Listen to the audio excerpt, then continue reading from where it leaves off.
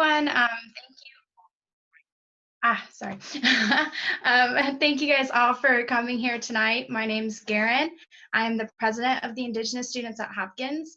I am a member of the Iowa Tribe of Kansas and Nebraska and descendant of the Cheyenne and Choctaw Nations. We are very excited to hear from our speaker, Chen, tonight. I've had the pleasure of hearing him in the past with storytelling and flute playing in person. So I'm extremely happy to hear from him again and for you all to get an opportunity to hear from him as well. He is an absolutely phenomenal, world-renowned Native American flute player and extremely skilled storyteller. So we all thank you very much for being our Heritage 365 speaker, Chen, and for sharing Native American Heritage Month with us all. Great. Thank you. It is now my turn. That's a question. Chen is going to introduce you. Now we will have, 1 second.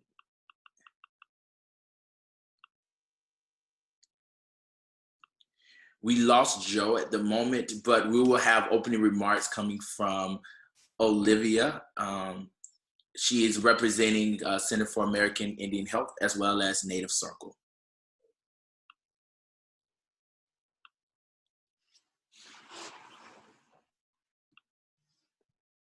Good evening, everybody.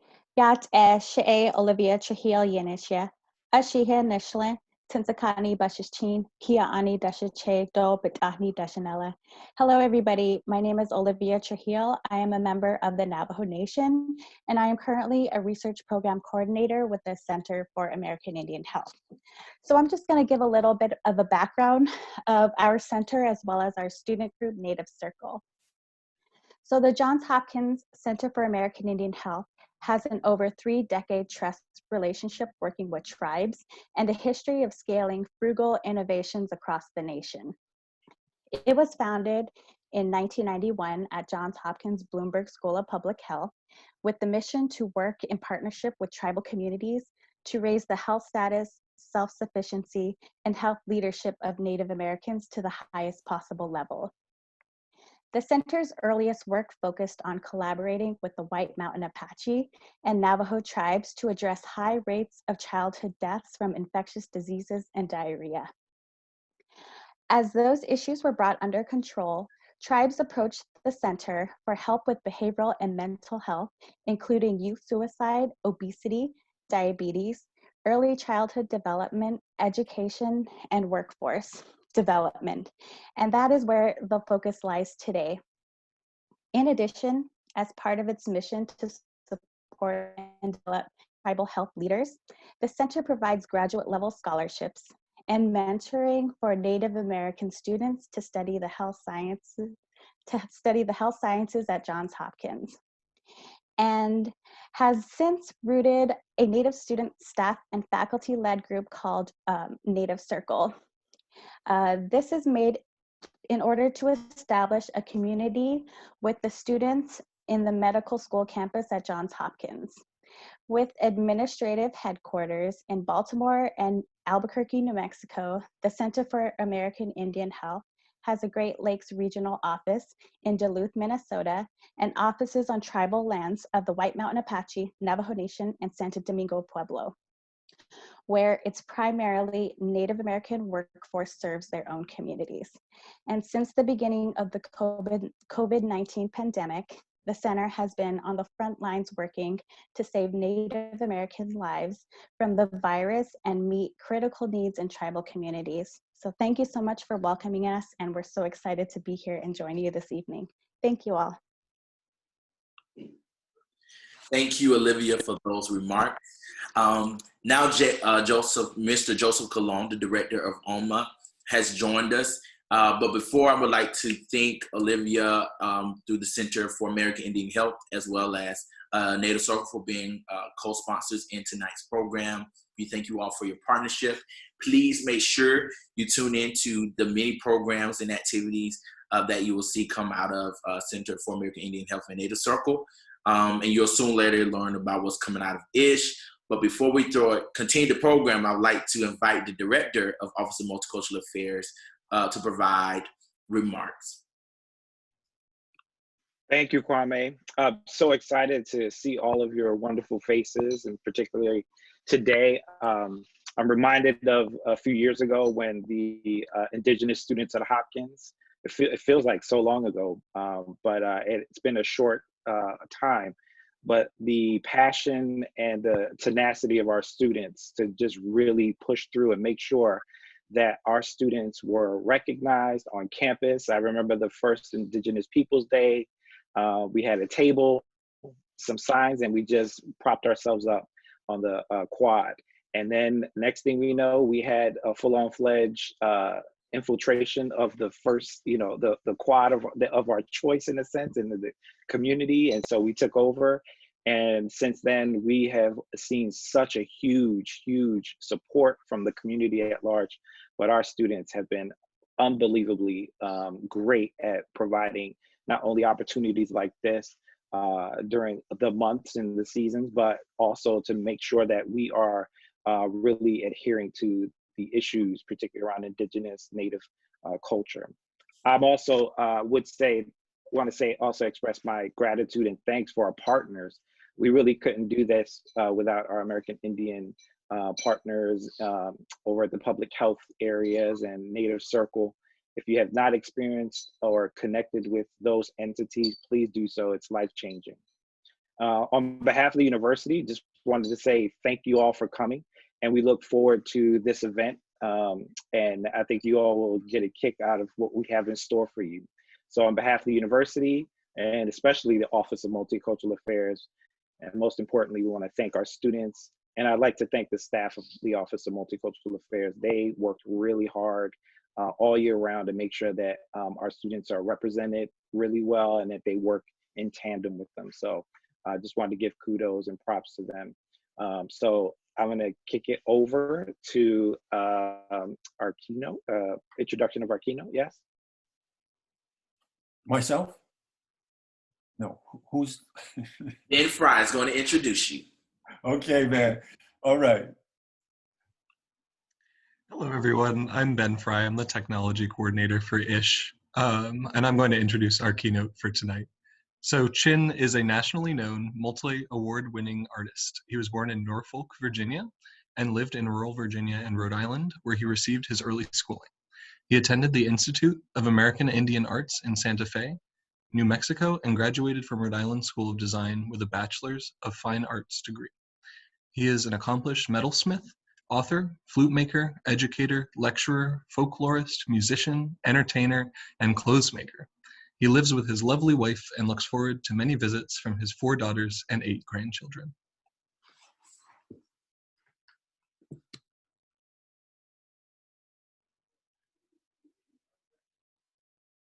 And now we will experience the Chin. Okay. Thank you all so very much. I'm just so happy to be here, and it's all a very new experience for me, and I'm just really happy. It's exciting. My name is Chin. It's pronounced Chin, T-C-H-I-N. I'm a Sasika and a Nahaganset person.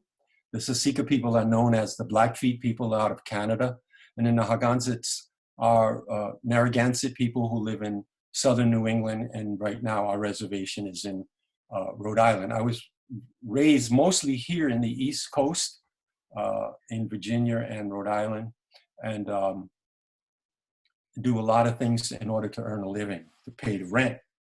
But right now we're going to tell some traditional Native lessons, because we Native people, or at least we Narragansett people, we don't call them stories or myths, mythology and all that sort of stuff. We call them lessons, because they teach us how the universe comes to be and how all things in the universe come to exist. And so these lessons that we learn in the winter time. We call it after the first great frost. We learn these lessons. And we know that things are different today than they were in the past, and things will be different in the future than they are even today. And as an example of that, animals look very different than the way they did in the long way time past time. As an example of this, Our scientists have even told us about how the dinosaurs that were with us multiple millions of years ago are still with us today, but they look so different than the way that they did long in the way time past time. Today, they look so different, and they fly from tree to tree, and they sing songs, and they give us dreams about how to fly and how to sing, and just beautiful things, very different than the way the dinosaurs looked long in the way time past time. As an example of how things change and how animals change, I want to tell you a lesson about a rabbit. Long in the way time past time, rabbits look very different than the way that rabbits look today. Long in the way time past time, rabbits had long straight arms and long little short ears, and they had a long bushy tail, very different than the way that rabbits looked today. Well, one day in the springtime, Rabbit was out looking for something to do and something to eat. And he played around the grass and ate some of the grass, and he came upon a tall willow tree. And it was springtime, so there were fresh shoots on that tall willow tree. And it made Rabbit so very hungry for some of those shoots. But even in those days, rabbits were not good tree climbers. And so Rabbit played around the tree a little bit, and he thought to himself, I'd like to play in the snow. But it was springtime, and maybe all the snows have gone. But Rabbit remembered that grandmother told him that if you can wish for something hard enough, it can happen. And when we Narragansett people wish for something, when we pray, we sing and we dance, and we sing our songs. And Rabbit started to sing his song and dance around the tree, singing, "Oh, how I wish it would snow. Oh, how I wish it would snow." And yes, it started to snow a little bit. And this made Rabbit so very happy that he sang his song stronger and stronger and harder. And singing his song, it started to snow so much. The snow came down so large. It came down as large as down feathers. So much snow came down that it rose high enough for Rabbit to go up into that willow tree and taste some of those shoots. He filled his stomach with those buds, and he tired himself out from all that dancing and singing. So he just rested in the crotch of the tree, and he fell asleep. In the morning time, the sun came out and rose in the sky and melted all that snow away. Now Rabbit is high up in that willow tree and unable to get down, because as you know yourselves, rabbits are not good tree climbers. Very afraid to be up in that tree so high, he took that long bushy tail that he had in those days, and he wrapped it around the branches, and he held on with all he had, and was wondering how could he sing and dance and make it snow again. How is he ever going to get out of that willow tree? And as he was leaning over and wondering how could he ever get out of that tree again, his tail broke, snap, and he went tumbling down out of that tree. And as he tumbled down out of that tree, his little short ears would get caught in the branches, and they would stretch and stretch and stretch and pull until they are as long as they are today. And when that rabbit fell out of that tree and he hit that ground so very hard, his long straight arms shot into his body and became little short arms, just like they are today. And when that rabbit fell out of that tree and he hit that ground so very hard, his long straight legs broke and bent just like they are today. Now you know what I am telling you is true, as we native people believe, as we Narragansetts believe it. And you know when that rabbit fell out of that tree and he hit that ground so very hard, he smashed his face, and when he did, he split his lip. Now ever since that day, all of Rabbit's grandchildren have a very special look, very different than the way they looked then. Today, all Rabbit's grandchildren have long ears, little short arms, a split lip, bent rear legs, and no tail. And they have to hop everywhere they go. Now you know what I am telling you is true, as we Narragansett people believe it to be. because you can prove the truth of this to yourselves every springtime. Any springtime, you can go out into the park or into the woods and look up in that willow tree, and you will see where Rabbit has left his tail. And today, they call that willow tree a pussy willow. And now you know why the willow tree looks like it does. And now you know why rabbits look like they do. Aho, and that is all. And that's the lesson of Rabbit's Wish for Snow. It's actually a book that I have out. It's can be found now. It's a little bit out of print. Can be found on Amazon or eBay, usually for 99 cents, which is really nice. Sometimes it's even autographed. But unfortunately, the shipping might be $300. Not normally. Anyway, Rabbit's Wish for Snow. It's sometimes in the library. And that's a very traditional Eastern story from our people. And from that, I would like to also show you a traditional Native American flute and play a traditional Native American flute song. This is a traditional flute made in the traditional manner. This has 6 holes, sometimes 6 holes. Sometimes the flutes have 5 holes or 5 holes. And this is what a traditional Native American courting flute sounds like. It's called a courting flute because young men will send their message of love to a young woman through the voice of the flute.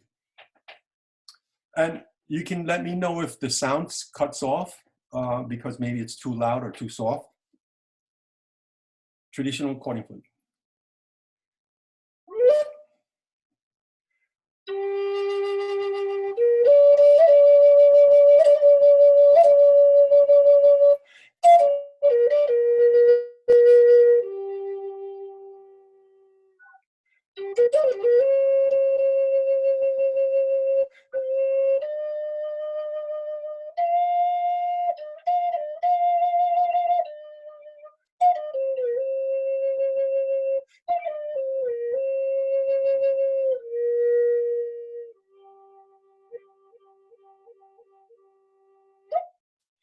And that's the sound of a traditional native courting flute. Most of the times the songs are rather short and repeated over and over again because the song is the signature of that young man. And so we didn't want it to be too complicated so that the young person who is to hear that song would know that it is that young person who's singing. I keep saying young, not always are they young people who play, but because it is a courting flute, it tends to be younger people, just like younger people learn how to play the guitar or other kinds of instruments so they can impress the young ladies. And that's throughout the universe. Usually what I do is, I know we're going to have an answer and talk, a question and answer period, but usually after I tell a lesson or show something, sometimes there's a question on people's mind. So if anyone would like to ask a question, we'd like to limit it to maybe 2 questions. Anyone would like to ask a question right now? No? Okay, I'm moving on. That you had your chance.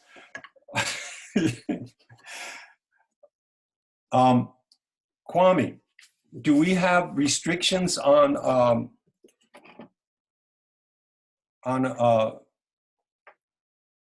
language or humor?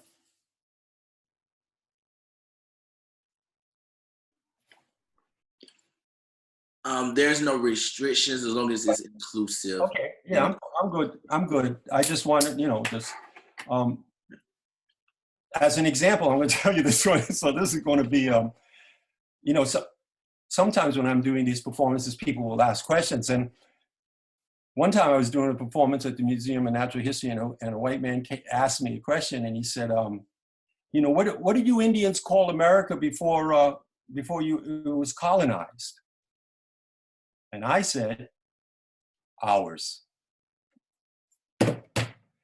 So that's, some people get upset when I say the WP word. Anyway, I'll tell you another lesson.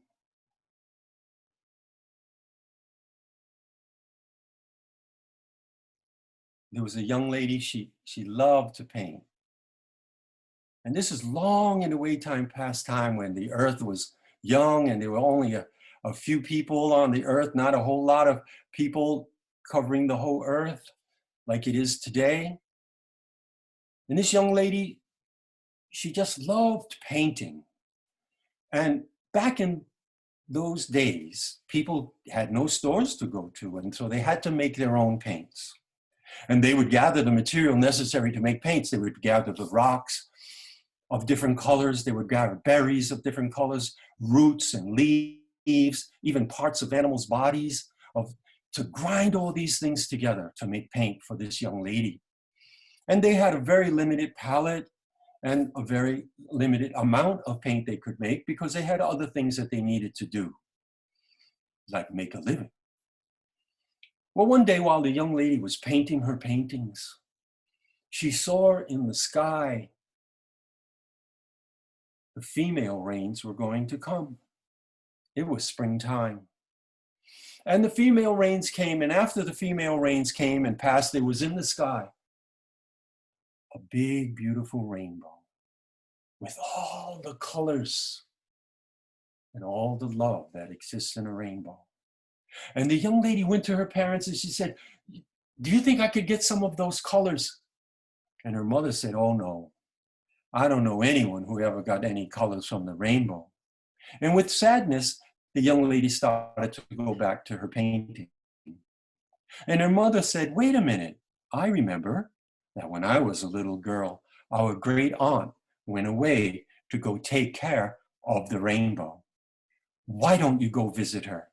And maybe she will give you some colors."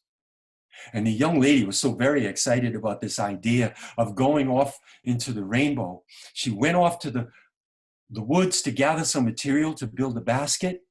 She went down to the river to gather some river cane to help to finish her basket. And as she was working on her basket and hoping that the female rains would come and bring a rainbow so that she would know where to go, and yes, as she was just finishing her basket, the female rains came. And she watched the sky and searched the sky to see where there was a rainbow. And when she did, she called to her parents and she said, "There's the rainbow. I'm going for the long walk that it takes to get to the rainbow." Her mother said, "Be careful and open your eyes and learn a lot and see a lot, and do tell Auntie we miss her and thank her for the rainbow." And the young lady took off for the long walk that it takes to get to the rainbow. And when she got there was an old lady there. She introduced herself to Auntie. She told her from what nation of people that she comes from, and what tribe within that nation that she was part of, and what was the clan that she belonged to, and who her family was. And Auntie was so very impressed with this young lady who knew her manners. And Auntie would talk about things because she was so happy to receive this wonderful gift from this young lady, this gift of a visit. And Auntie would talk and talk to her so much because Auntie very seldom had visitors. And as Auntie would talk or touch something, the young lady noticed that if Auntie touched something, it would change into a different color. And if Auntie was talking, even the words that she used to express her conversation was always words of color.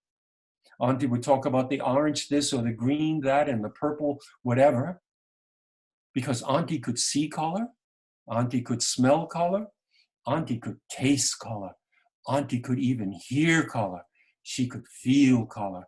Auntie was a wonderful person, and the young lady understood why it was Auntie who was in charge of the rainbow. Because when she touched things, they changed, and when she spoke, the words that came out of her mouth even came out in color. And as they spoke about all kinds of things, and Auntie was so curious about the people and how they are doing and who are the new clan mothers and where are the people living and how are they surviving and who are the medicine people and who might be a new sachem or something like that. And so the young lady was so happy to speak to Auntie. It was getting late and Auntie said, you know, it's getting late and it's time for you to go home. I see you have this beautiful basket. And she asked her, could I look at the basket? And the young lady gave the basket to Auntie.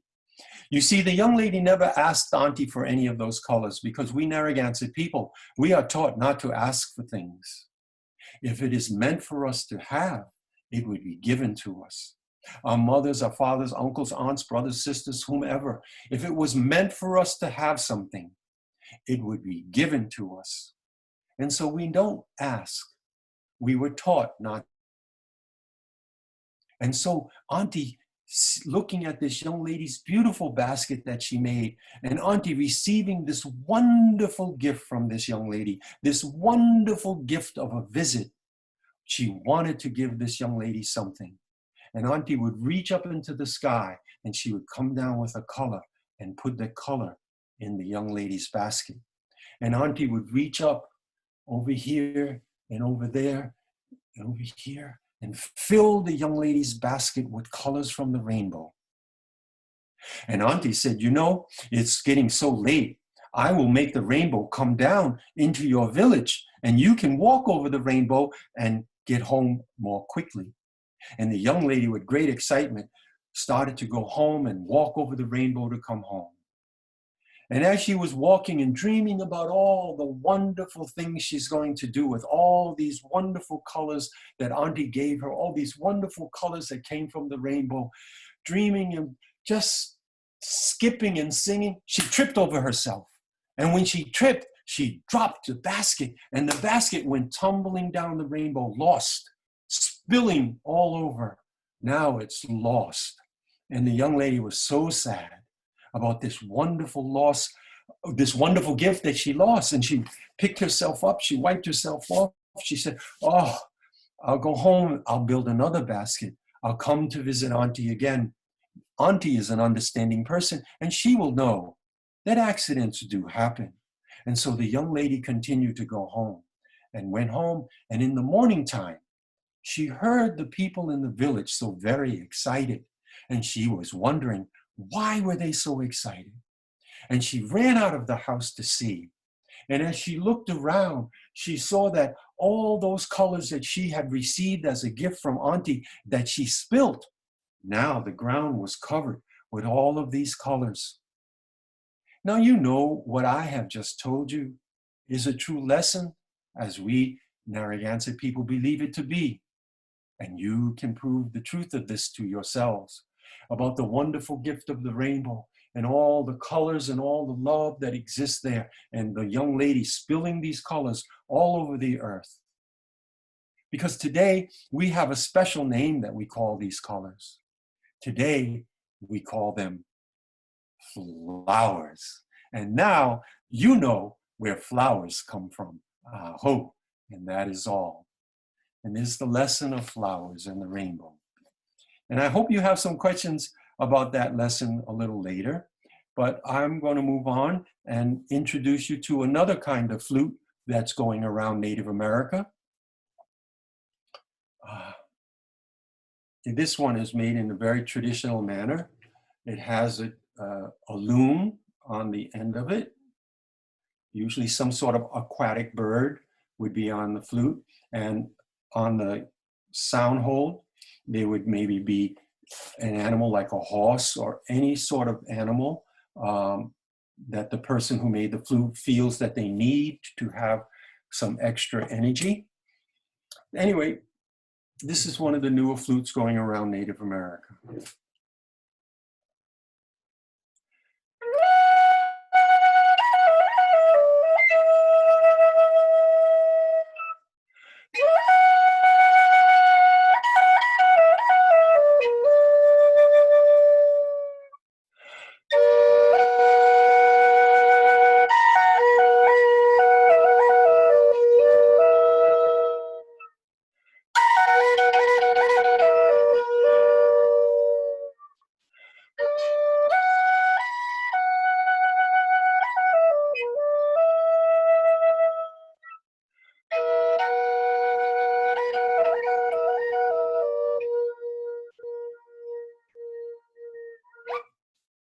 Ho!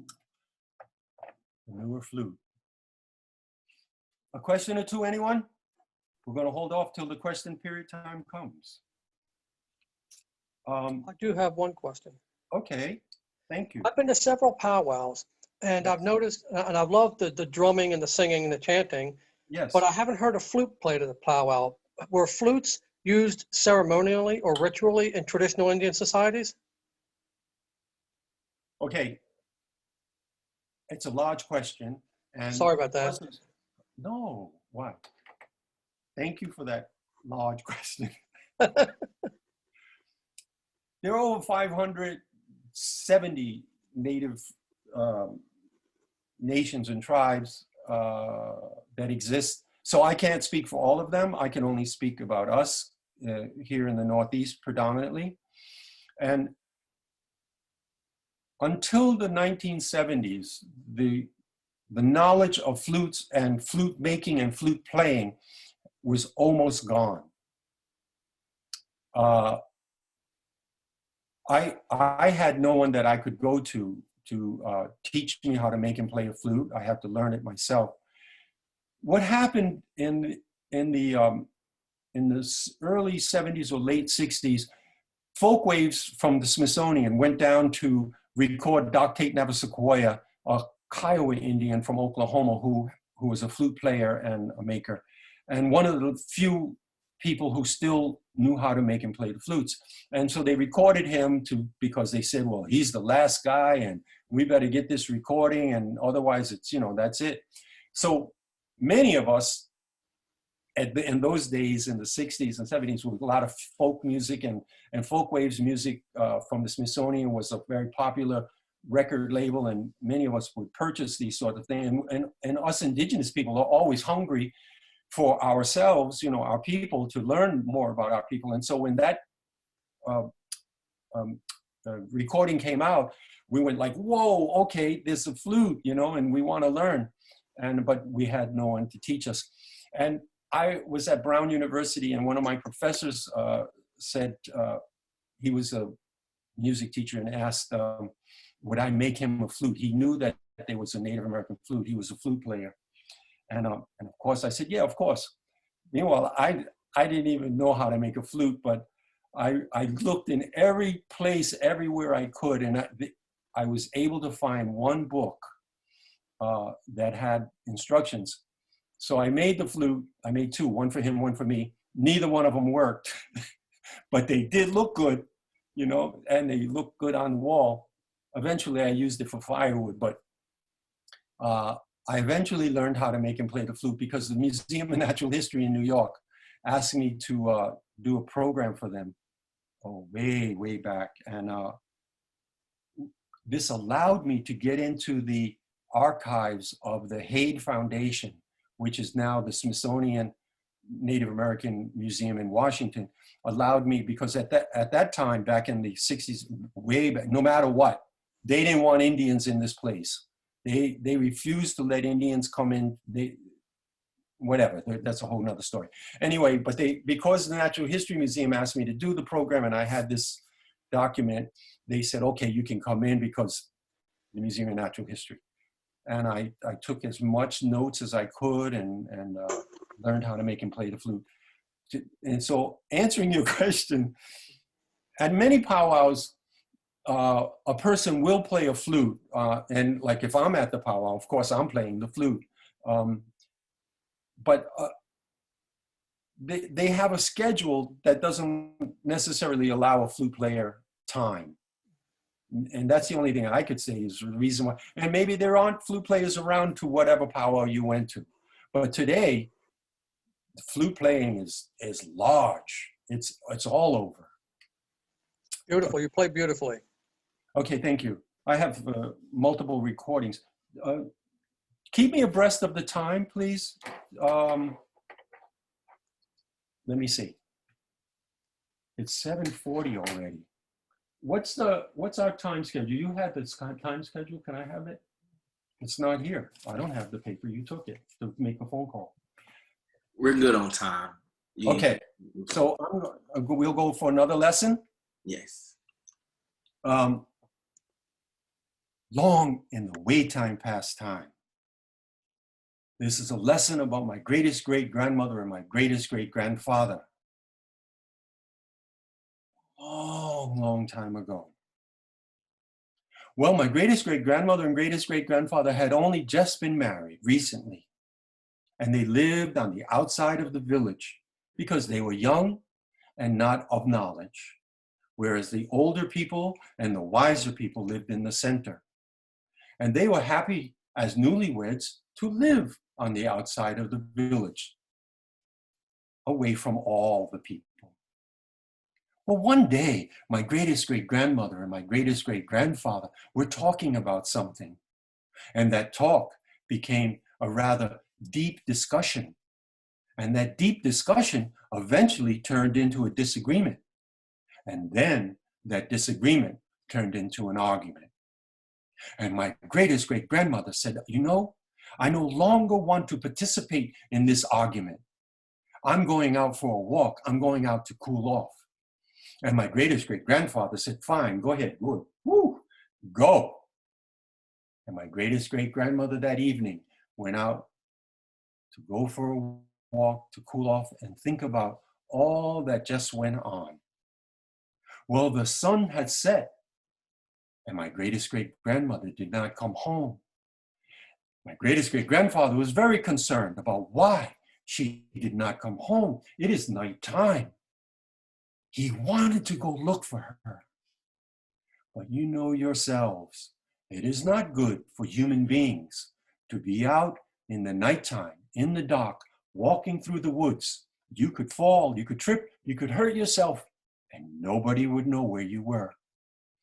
And so my greatest great-grandfather, so very concerned about what happened that day, and feeling so much self-pity about it all, and wondering what happened to his wife, he paced back and forth, waiting for the sun to come. And just as the dawn started to come and the sun started to rise, my greatest great-grandfather ran out of the house to see if he could find her. And he would run down to this path and that path and every path that he knew to find her, to see if he could find her. And he did not see her at all. He even saw some hunters going out for the early morning hunt. And he asked them about his wife. Had they seen her? So embarrassed he was to ask this question. No, they did not. And with great sadness, he started to walk home in hopes that maybe she had come back. As he was walking home, he came upon a path that he did not take, a path of little white flowers. He said, let me follow this path of little white flowers that he had never seen in his life before. And so as he followed this path of little white flowers, it led him to a field that was covered with little white flowers. Oh, he stood there in awe of these little white flowers. And as he looked into this field, he noticed there was an interesting rock in the middle of the field. And as he was looking at that rock, he said, no, that's not a rock. It's a deer. Oh, no. As he was looking at the deer and wondering, why would the deer be asleep at this time of day? It wasn't a deer at all. It was his wife, lying there in the middle of the fields. Oh, so concerned he was to see her lying in the field. He ran over to her to see what was wrong. He bent down, he touched her, he says, oh, my dear, my darling, please be safe. Are you okay? Is everything all right? And as she heard his voice and felt his touch, she turned and she looked up at him. And as she looked up at him, the tears came to her eyes and she looked at him.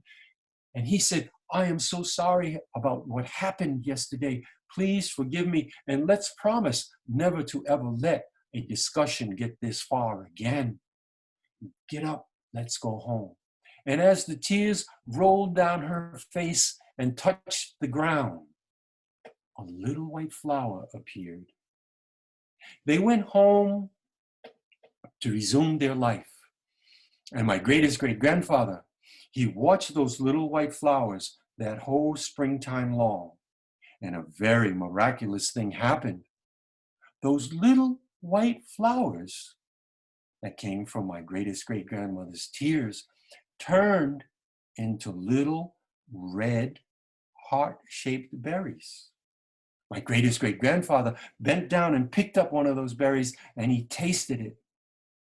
And it had the taste, the bittersweet taste of my greatest great-grandmother's tears.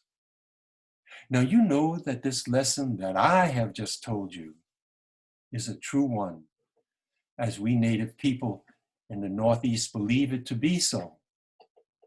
And you can prove the truth of this to yourselves even today.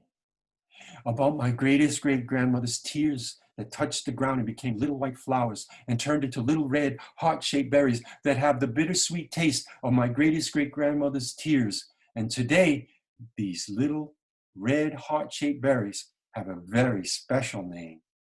Today, they are called strawberries. And now you know where strawberries come from.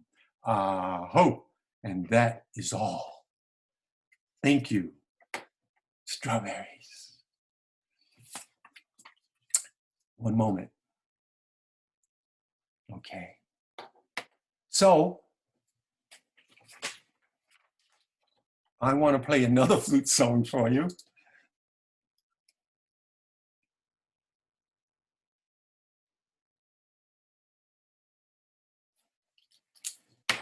And here it is. I just found it. Now, this flute is a rather interesting flute in that you have to look at me very closely in order to hear it. It's an interesting flute in that also, unfortunately, right now, I am the only person that I know that still knows how to make and play this flute.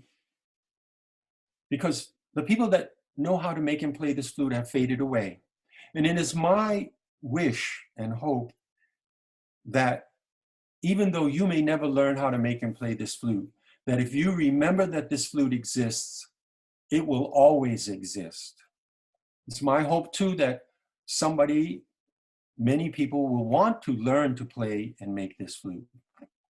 It has faded away out of the Americas, though we have found it in other places in the world.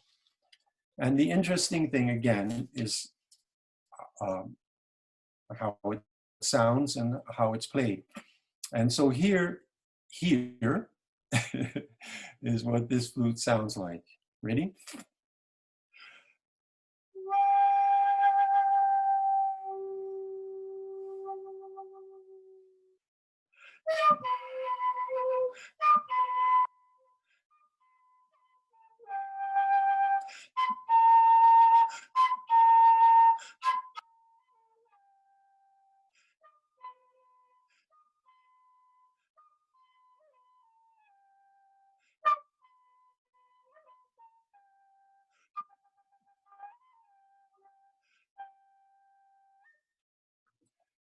Oh, it's called a nose flute. And we know that has been played in Micronesia, Melanesia, Polynesia, Asia, Africa, North and South America. But here in the Americas, unfortunately, I'm the only one that I know that still knows how to make and play this flute, the nose flute.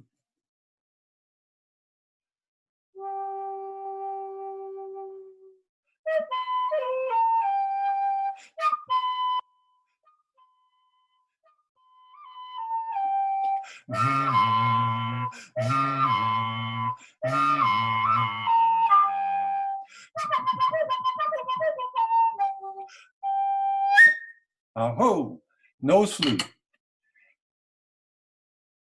It was forbidden, as some of you already know, that we Native people were forbidden to use our own language and to dance and sing and pray and to use our own instruments. And that's why the cording flute was almost lost until its revival.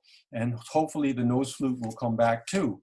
And among the Native American people of Hawaii, their nose flute, they have a nose flute, which is a little bit different than this one, was also forbidden to be played, mostly by the religious, the Abrahamic religion people. What do you call? Oh God, what do you call these people? Missionaries. These missionaries, and so, but they have now are reviving their knowledge of the traditional nose flute, and I would bring this knowledge to you, this gift of knowledge. I don't yet know how to play it, but I do know how to make some noise out of it. And the interesting thing about this, the Hawaiian oha inu unu, is 2 and or sometimes 3 notes. And it's also a nose flute, but played in a transverse way differently. Here it is.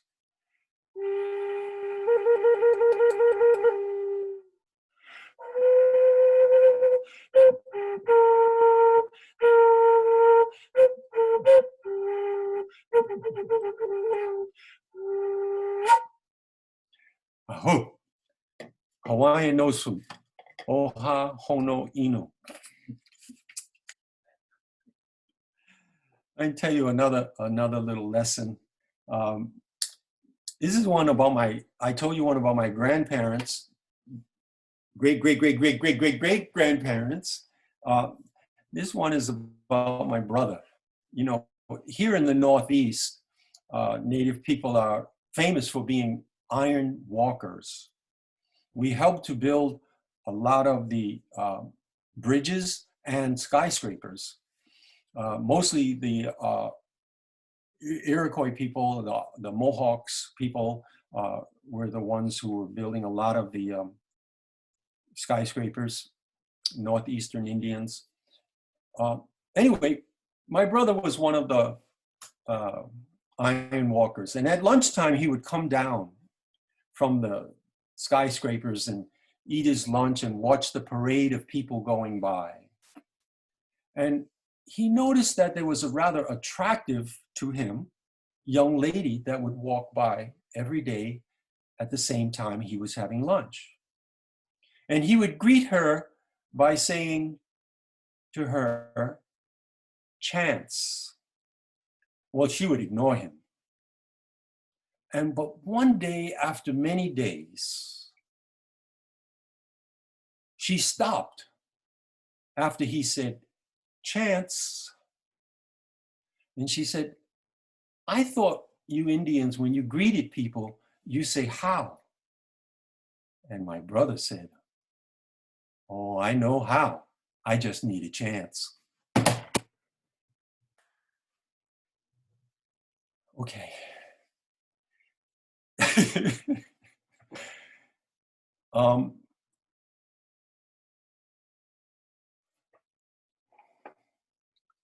Let's see. I want to try to stay on schedule. So, all right.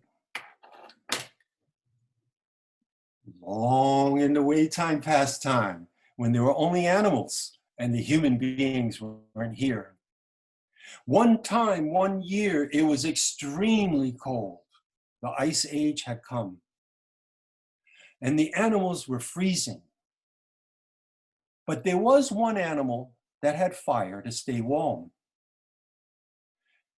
And the animals that did not have fire thought it was quite unfair. The animals that had the fire were the giant wasps, and they lived high up into the mountains all to themselves, keeping the fire to themselves. Well, Coyote, who was so very clever, he held a caucus.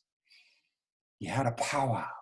He got all the other animals together and he said, "You know, it is quite unfair that those wasps would keep that all to themselves, selfish, not sharing that fire.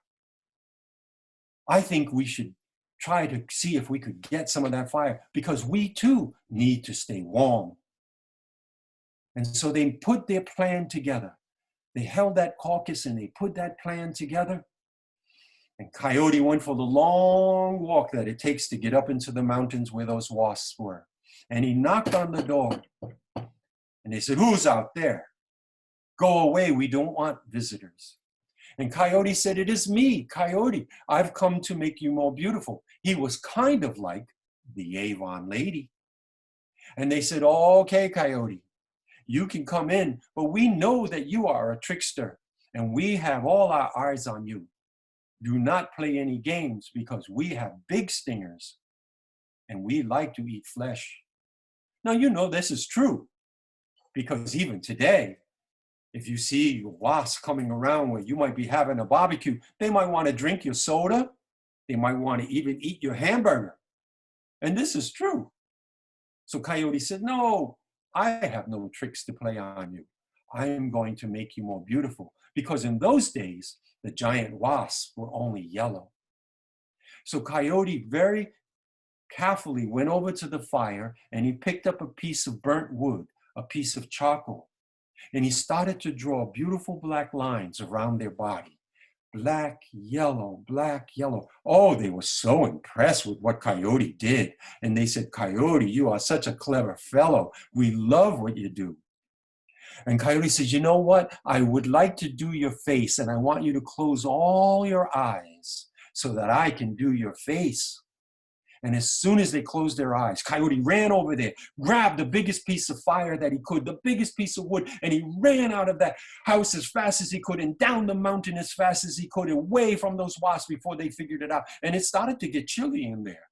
And they were wondering, how come no one's touching our face? And it's starting to get cold. And they opened up some of their eyes and they looked and they saw that Coyote had stolen their fire. Oh, they were so angry. They went flying out of their house as fast as they could to try to get that fire back and teach that Coyote a lesson by stinging him as hard as they could. And as they were flying to get Coyote back, just as they were ready to come down and swoop down and sting that Coyote and grab that fire back, the big eagle came. The eagle came and went down and grabbed that fire just as it was planned and took off like eagles can.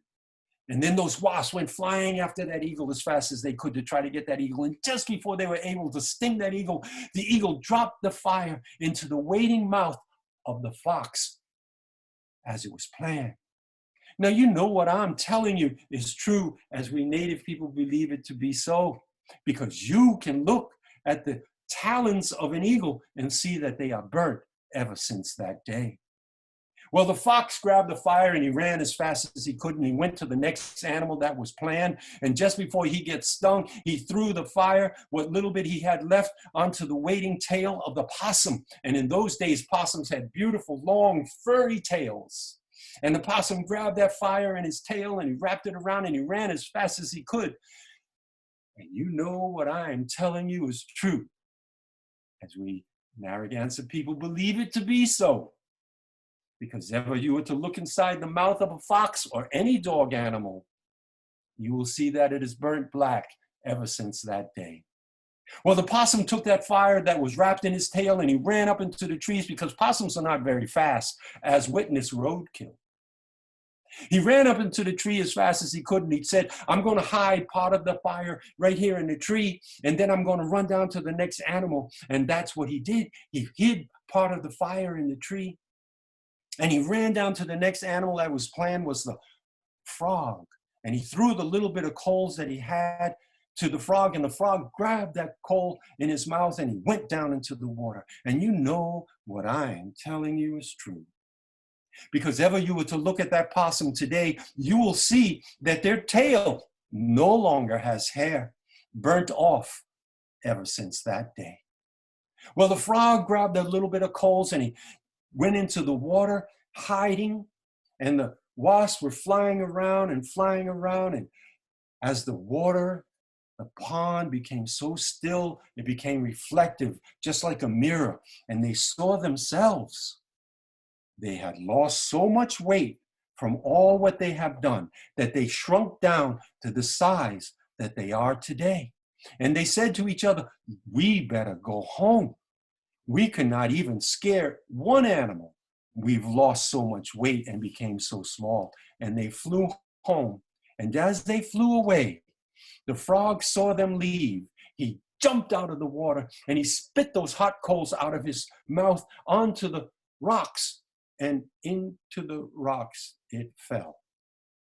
Now, you know what I am telling you is true. as we Narragansetts believe it.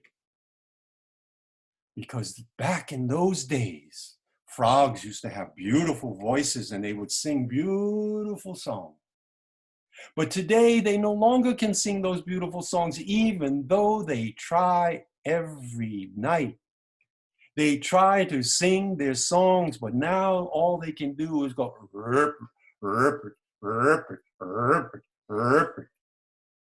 ever since that time. Now you know that these animals never was able to have fire, because when they asked the possum, where was the fire? Where did you put it? He forgot. He says, in one of the trees.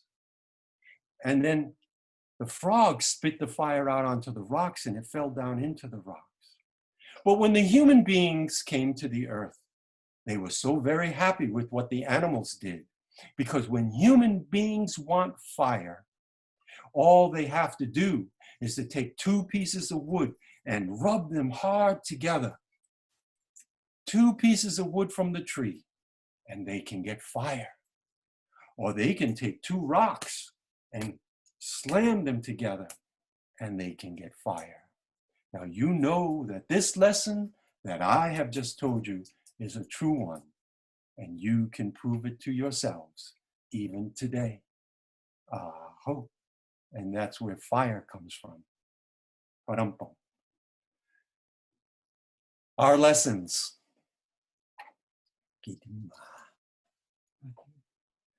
So, okay. I'm going to tell you a real quick one. It's coming to be winter. And the ponds freeze and people go fishing on the ice fishing. And up here in Rhode Island, and the ponds get frozen, and after it gets 4 or 5 inches thick, we dig a hole in there and we start fishing. So, well, my uncle considers himself a great provider and a hunter. He went out onto the ice and he started digging a hole. He was going to go ice fishing. And as he was digging this hole into the ice, there was this voice that came over the air and it said, "Mister, there are no fish down there." And he looked up in wonder and he goes, "Are you the voice of the Creator?" And he came back and he said, "No, I'm the ice skating rink director."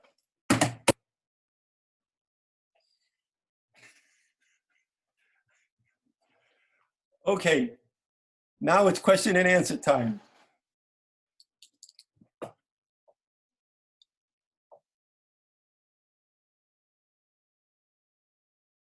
Who's next? Kwame? Do we have any questions? Any questions that anyone would like to ask our storyteller and our amazing flute player?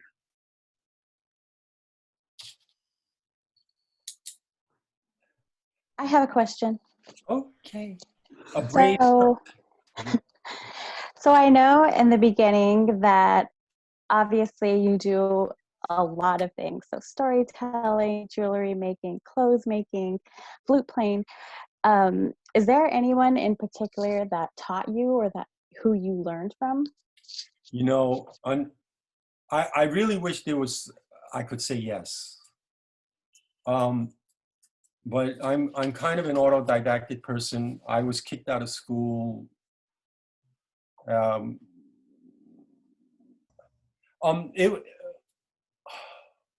In terms of storytelling, though, it is, and as you know yourself, among Native people, almost every person is a storyteller. We grow up hearing these stories. We all day long when we're around our own people, there's just stories and stories. And as a young person, sometimes you go, you know, when you're at a gathering or something, you go, "Oh boy, not another story," you know, the same.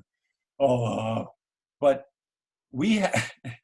there in a lot of the different nations and tribes, there is a designated storyteller. And among us Narragansetts, we had a lady who was called Redwing. Not that she was the only storyteller, but she was very famous for being a storyteller. And she lived with my aunt and uncle. And I would hear her all the time. And I learned, like the rabbit story as an example, or the flower story. I would learn it from her. Now, she told them a little differently. You know, the sacred stories are told almost word for word for centuries, never changing. But these kind of how and why stories are told by the teller within his own way of doing it. And so for me, growing up and being sometimes bored about hearing these stories all the time, I said, you know, if I were to do it, I would do it a little differently.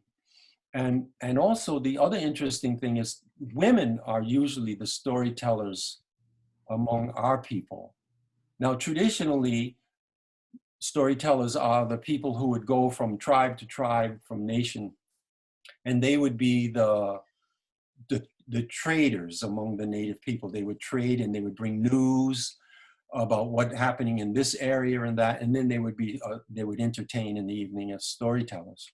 But the tribal storytellers would, a lot of times up here in the Northeast, because we are matrilineal people, are women. But so I learned a lot from Redwing.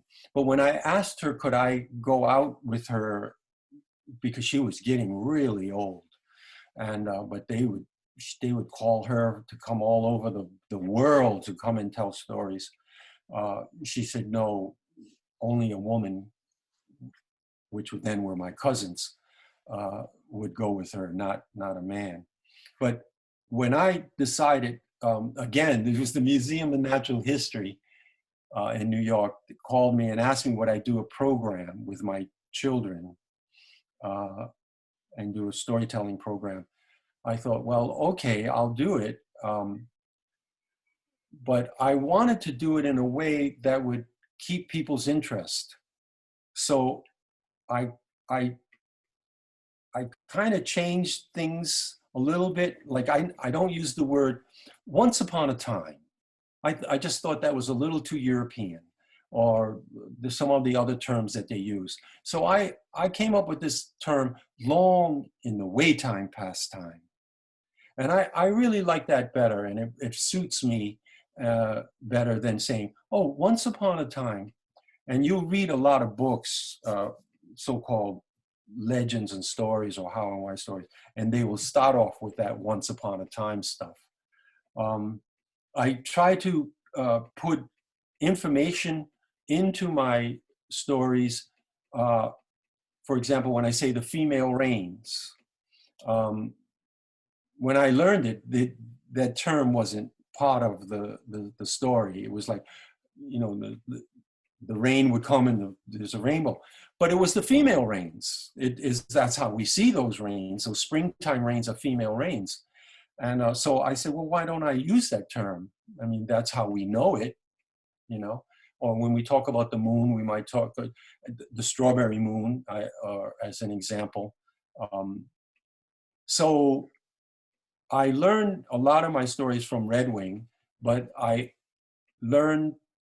taught myself how to try to present them in a manner that would be more palatable for people to hear, and also not to go on for too long of a period of time, again, because we have learned to have a short span. And there are some traditional stories that can go on for days, literally for days.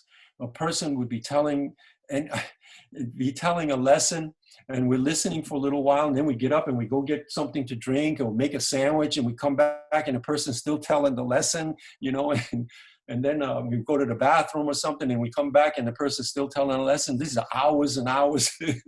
You know, these are the traditional, really traditional lessons. You can't do that today.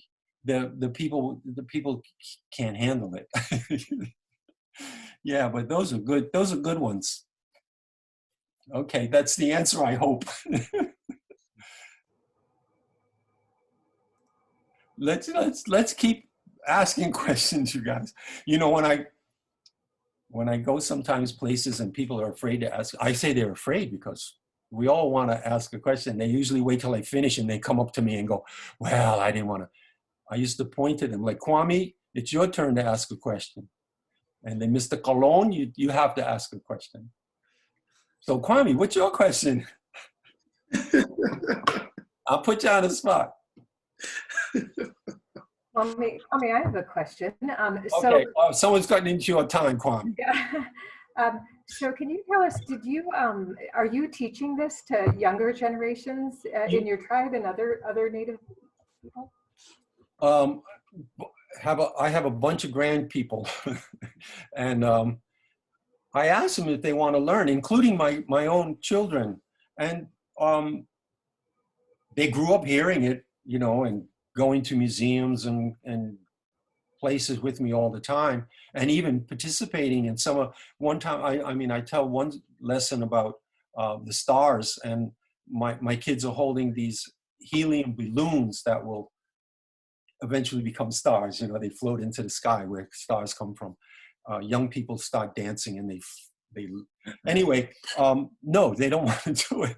A lot of people don't want to do it anymore, and it's kind of sad. But at the same time, I know, you know, that times change and things change, and people aren't interested in it. So it just passes and then it'll be gone. And maybe there'll be a revival in the future, but maybe not.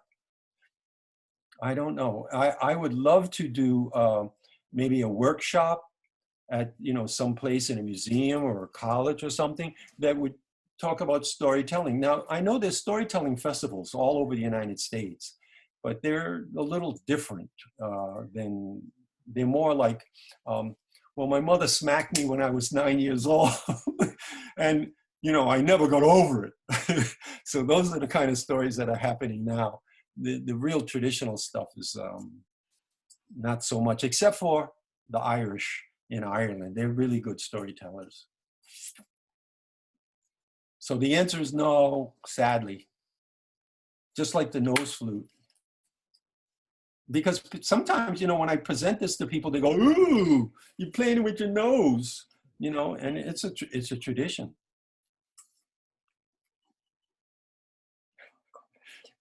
Kwame, your turn. My question. Not one for questions, but what's like your top 3 favorite stories to tell? Were the ones you presented tonight, or are there some that, you know, that really? You know, thank you. I have some that are, I guess they would be cool. Uh-oh, what happened? I got lost. Are you guys still there? Oh, there we are. I have some that are, I guess, called adults. You know, as Indigenous people, we don't really have those, I'm not trying to be controversial in it, but we don't have those kind of Christian moral problems about talking about procreation and human activities and stuff like that. And so some of those lessons I like telling these about, you know, talking about our grandparents and how they see things, and just different things that are a lot of fun, but they're a little double entendre and stuff like that. That's why I asked you, was there a problem? Would there be a problem about anything that I might say? You know, none of it is vulgar, you know, but if you read some of the traditional stories that come from the Southwest, as an example, they're talking about coyote copulating with a tree or something like that, you know, in traditional Native lessons, that's not a problem to us, you know, but in a Christian society, it might be a problem. So I like telling some of those real stuff that I think are more human. But I love the rabbit story. In fact, I have it, in a book. I already have a published book. Yeah, I didn't tell falling leaves, but falling leaves explains why we have leaves falling down in this time of year. And it's a little bit of a sad story in a way, because a young man lost his future bride, and that's why the leaves fall down. I love to do that story. It's a little long, and people cry. So sometimes it's a problem. But anyway, Ben Fry, what's your question? I actually do have a question. Do you know Billy Fry by chance? I don't think so. Okay, he should be an elder in the Narragansetts. My big problem is I don't remember names. That is fair. So that's probably it. But no, I don't know Billy Fry. In fact, I don't know any Frys that I know of Narragansett people. Mostly the Thomases, the Browns, the Hazards. William Hazard. Yeah, sure. Yeah, his middle name is Hazard. Yeah, so that's my grandfather. Oh, okay. All right, cool. The Spearses and yeah. And your question, that was your question. That was my question. Thank you. Your performance was amazing. Mr. Jose Colon, what's your question? First of all, I just want to say, when's your Netflix special? Because you are amazing. We need to fund you to get you on Netflix. Now, I don't know if you watch Netflix, but can you hear me? Yes, I do. Okay, yeah. Good. But I just wanted to ask you, what do you think is, I guess, how do we get folks, back into the storytelling? I think, it's been, you talked about how kind of folks either aren't interested, but, we think about poetry and we think about, folks kind of do a lot of storytelling, but it's just a different way, maybe in music or, and so, the traditional ways of doing things. I just find your infusion of everything, of the arts, I think appealing. So I was curious to know, what do you think might be, is this the new way of doing it to get people in and do storytelling and really connect it to their identity, and particularly their Indigenous identity? Well, among Indigenous people, of course, I don't think it's fading a little bit, but not, it's still there. Unfortunately, but the larger population, they don't even know that we exist. They talk about, I hear on the news nowadays, they're talking about, what's the word, inclusion? I forgot the word. What's some word they're using nowadays. I think it's inclusion. I forgot the word. But we're not part of that inclusion. Where are we? So it's difficult. And the thing, sometimes I've been other places and they go, well, he's an Indian. That's the past. And, and that's their attitude. So I just try to do what I can and try to do it in a good way. So hopefully there becomes an interest and there becomes more people that wanting to do it and be part of it, to do things like that. We hope we can do stuff and it moves on and it can happen, But, I see this one named Jasmine Dong. Jasmine, I don't, is she here? I say she, I'm assuming. Yeah, I'm here. Hello. Jasmine Dong, may I just say, that's Dong, Alodanga is my wife's last name, surname. Oh, that's interesting. Yeah, but Jasmine, it's a paper name. You know what I mean by that? I don't, I'm sorry. What does that mean? Yeah.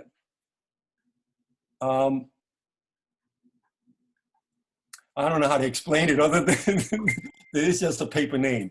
but, you know, it's like fleeting. It's not, I don't know. Anyway, are there other questions? Even though you asked me a question, what does that mean? All I know is it's a paper name. You should ask your parents. Anyone else would like to ask a question?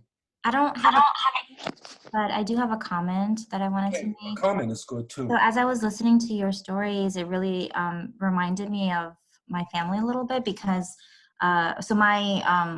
I'm Bengali and my family's from Bangladesh. And what I've noticed is that my mom is a really great storyteller. And sometimes, you know, she would really narrate these very simple stories, but in like the way she would narrate is very profound, right? Like she would make pauses here and there. She would, you know, enunciate some areas that I wouldn't think to enunciate, but then I think it really makes the story even more, like it really hits you, right? And I've also noticed that my aunt and uncles, her siblings are also really great storytellers. And then I also noticed that my grandmother, their parent, is a really great storyteller. And then it made me think that my cousins and I were not. You know, we really struggle to kind of go from point A to point B to C. We kind of jump around from A to B to, you know, like we're not great narrators the way I think our families have been. And it made me think about, you know, why is that? And is it just the cultures that we grew up in? Is it, you know, just a lost art? Is it because we're inundated with so much technology? Like, I don't really know, but it just made me think about that, right? Like this art that I think exists within my family that I hadn't really thought so much about, but then hearing your story made me reflect on that. So thank you. Well, you know, so I was born in Norfolk, Virginia, and raised in King William County, Virginia, literally in the backwoods. And we didn't have electricity or running water, or we lived in a shed, and we told stories, and that's what people did back in those days. We didn't have TV or the radio or anything like that. And so there were stories and jokes and funning, and that was the entertainment. So today, it's hard to get into storytelling in that manner. When we think of storytelling today, we think of like, what can we sell to Hollywood? You know, what can we sell to Netflix? You know, how can we do that? But so today, the traditional stories and lessons are lost because that situation in which they developed out of doesn't exist anymore. We all have electricity pretty much, and running water and stuff like that. And so those traditions go away because society, in a sense, moves on. Just like symbolism within stories, as you were saying, the accents of words and stuff, and then the symbolism. Like a lot of times you could tell a traditional Native story, and you would talk about, you know, the buffalo coyote wanted to get across the river, and so he says to the buffalo, you know, take me across the river, and the buffalo says, okay, and he swallows the coyote or something. Now, when I tell that, I forget that story very much, but when I used to tell that story, people would just look at me like, what? But within the culture, we understand that. There's like a shortcut. You don't have to explain that coyote's being a trickster and he fooled the buffalo to swallow him so the coyote could eat the buffalo's heart and all that kind of stuff. So, you know, all those things are within the culture, and you know it. So they took shortcuts. So, but when you're trying to tell it to a non-Indigenous peoples, you have to be more explanatory. And so a lot of times things get lost in the explanation. As you know, just within our own lives, there's shortcuts in conversation between friends and family and stuff like that. And we all start laughing and giggling, and the outsiders are like, what the heck? You know, and they're lost. So everybody moves on. You know, a lot of times I'll be somewhere and maybe not telling stories, but doing a lecture on Native American history and culture and stuff. And people will say to me later, like, well, I didn't know that. I never knew that. And I'm thinking like, well, why should you? Why should you know this? You know, it's nice if you do, but we all move on to other things. You know, you can't, it's only so much you can fill your life up with. That's it.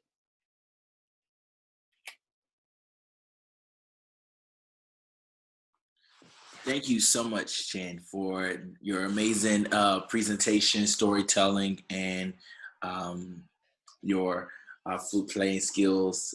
Really appreciate it. You playing the flute with your nose. I thought it was incredible. Extremely great talent. You know, I'm on PBS also, pbs.org, where I do the rabbit story. And I mean, you can look me up on the computer. I have a Facebook page that has a little bit more information. It shows a lot of my metal work. So I'm out there if you want, Facebook and PBS. Awesome.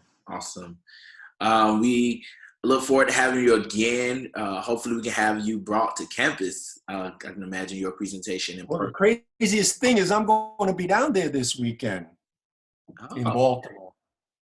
Okay. Yeah, but we'll have to set that up. Yes. After COVID, maybe, right? Yes. And then lastly, today's program was also featured a part of Fly's weekend. It is First Generation College Student Week. Not weekend, but it's a part of the week of celebrating any student who's a first generation college student. And so anyone that's still available, you all are able to register for a free t-shirt. So do not leave. I'm gonna place the link in the chat. It will be mailed to you. Even if you're not a first gen student, you can be a friend of a first gen student and still receive a t-shirt. So there are different types of t-shirts. So I'm going to put the t-shirts in here. It's going to be long sleeve t-shirts in light blue. So Missy just placed it in the chat. And then I'm going to pass it to Gary, and she's going to close us out and provide some announcements for some upcoming activities with Ish. Yeah, thank you, Kwame. Thank you so much, Jen, for that amazing performance. We are very glad that you were able to showcase such an important aspect of our Indigenous culture here tonight, and you are carrying on the traditions through your wonderful storytelling and flute playing. So thank you again for being our speaker during Heritage Month celebration. And then also a special thank you to Oma, to Joseph Colon, to Kwame, for putting together the Heritage 365 series and for co-hosting this event. We are really grateful that you continue to support us and the Indigenous community here at Hopkins. So thank you guys so much for coming. And Ish, I did want to tell you guys about our upcoming events. Next week we are having Forgiving Thanksgiving, and we will have on our social media cooking show demonstrations, and we will be posting Indigenous recipes. We do have a circle talk coming up featuring the Hawaiian Student Association. Our GBM is next Friday. At the end of the month, to kind of cap off Heritage Month, we are having a Modern Indigeneity Conference. And then in December will be our first town hall for our representation project on having representation of Indigenous students and staff here on Hopkins. So I hope that I get to see you all soon, and that you guys can be a part of these events. And Chen, thank you so much, and I hope to see you soon too. Thank you so much. Awesome. So yeah, make sure you check out the Instagram page for Ish. Make sure you check out the Instagram or website page for Native Circle. And also you'll find more events and activities coming out of the Oma Custom Contact. And then lastly, don't forget to get your free long sleeve t-shirt. Okay, thank you all again. Thank you, Chen. Have a good night. Bye. Good night. Thank you. Always a pleasure.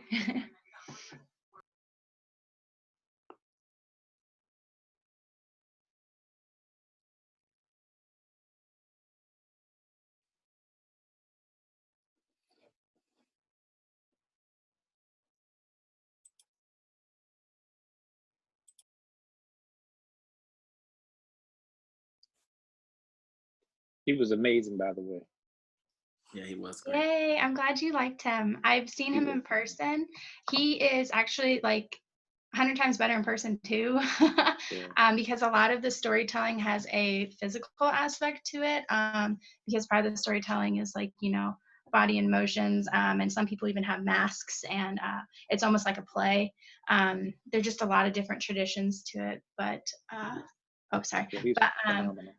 no, I'm so grateful for you guys. Like I say every time someone asks about Omar Dina, I think you guys are absolutely wonderful, and the support you guys give us is something that not a lot of universities do for Indigenous students. And I've seen what that looks like on campus, so I really do appreciate everything you guys do for us.